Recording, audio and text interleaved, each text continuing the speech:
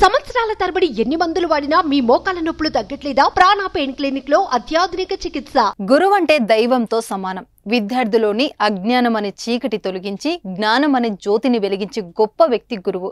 అలాంటి వ్యక్తి తమ వెన్ను తట్టి సొంత బిడ్డల్లా ప్రోత్సహించిన ఉపాధ్యాయుడు బదిలీపై పోతుంటే ఆ పిల్లలు తల్లడిల్లారు.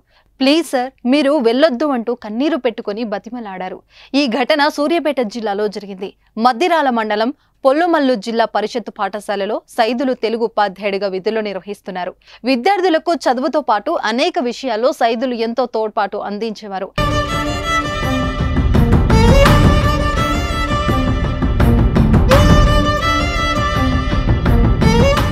అయితే ఇటీవల జరిగిన టీచర్ల బదిలీలో భాగంగా ఆయన వేరే పాఠశాలకు బదిలీ అయ్యారు. దీంతో పోలుమల్లు పాఠశాలలో ఆఖరి రోజు పనిచేశారు. ఈ సందర్భంగా విద్యార్థులు ఉపాధ్యాయుడు సైదులకు వీడ్కోలు సభ ఏర్పాటు చేసి ఘనంగా సన్మానించారు. అనంతరం తెలుగు ఉపాధ్యాయుడు సైదులు సేవలను కొనియాడారు. ఈ క్రమంలోనే ఆయనను హత్తుకుని విద్యార్థులు బోరున విలిపించారు. సార్, ప్లీజ్ సార్, వెళ్ళొద్దు అంటూ అడ్డుపడ్డారు.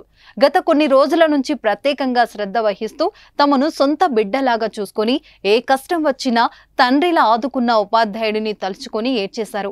వారిని క్రమశిక్షణ మార్గంలో నడిపించిన ఉపాధ్యాయుడు తిరిగి తమ పాఠశాలకు రాడని తెలిసి కన్నీరు మున్నీరుగా విలిపించారు. నిజంగా విద్యార్థులకు బంగారు బాట వేసే ఉపాధ్యాయులపై మీ అభిప్రాయాన్ని ఏంటో తెలియజేయండి.